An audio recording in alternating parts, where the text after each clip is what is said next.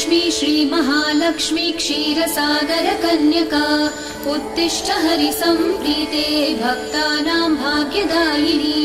श्रीलक्ष्मी श्रीमहालक्ष्मी क्षीरसागरकन्यका उत्तिष्ठ हरिसम्प्रीते भक्तानां भाग्यदायिनी। उत्तिष्ठोत्तिष्ठ श्रीलक्ष्मी विष्णुवक्षस्थलालये उत्तिष्ठ करुणापूर्णे लोकानां शुभदायिनी। उत्तिष्ठोत्तिष्ठ श्रीलक्ष्मी विष्णुवक्षस्थलालये उत्तिष्ठ करुणापूर्णे लोकानां शुभदायिनी।